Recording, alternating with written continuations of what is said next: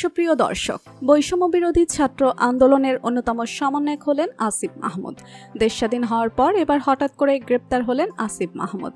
হঠাৎ করে কেন গ্রেপ্তার হলেন আসিফ মাহমুদ? অপরদিকে আসিফ মাহমুদের গ্রেপ্তারের বিষয় নিয়ে মিডিয়ার সামনে কি বললেন প্রধান উপদেষ্টা ডক্টর মোহাম্মদ ইউনূস? পুরো খবরটি বিস্তারিত জানতে ভিডিওটি না টেনে শেষ পর্যন্ত দেখতে থাকুন।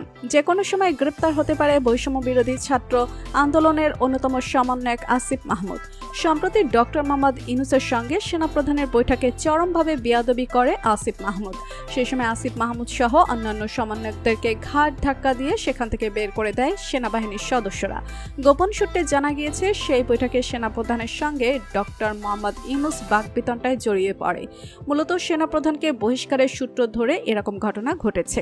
ওই সময় সেনাবাহিনীর সঙ্গে উপদেষ্টা আসিফ মাহমুদ সহ অন্যান্য সমন্বয়ক তর্ক বিতর্কে জড়িয়ে যায়, যে কারণে ধারণা করা হচ্ছে যে কোনো সময় গ্রেপ্তার হতে পারে উপদেষ্টা আসিফ মাহমুদ।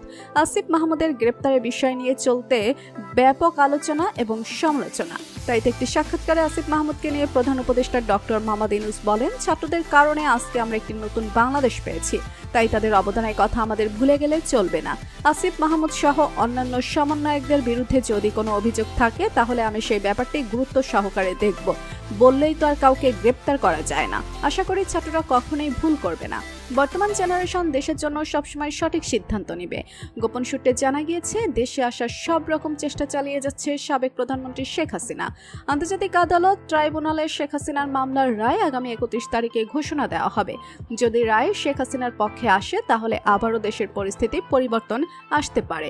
দেশ ত্যাগ করার পরে বর্তমানে শেখ হাসিনা ভারতে অবস্থান করছে, তবে ভারত সরকার শেখ হাসিনাকে ট্রাভেল পাস দিয়েছে, যার কারণে তিনি যে কোনো সময় যে কোনো দেশে যেতে পারেন। এছাড়াও বর্তমানে অন্তর্বর্তীকালীন সরকার দেশের অর্থনৈতিক অবস্থা নিয়ন্ত্রণে আনতে পারছে না। তো বন্ধুরা, উপদেষ্টা আসিফ মাহমুদের গ্রেপ্তারের বিষয় নিয়ে আপনার মতামতকে জানিয়ে দিন কমেন্ট করে। আর ভিডিওটি ভালো লেগে থাকলে একটি লাইক দিয়ে চ্যানেলটি সাবস্ক্রাইব করুন। ধন্যবাদ।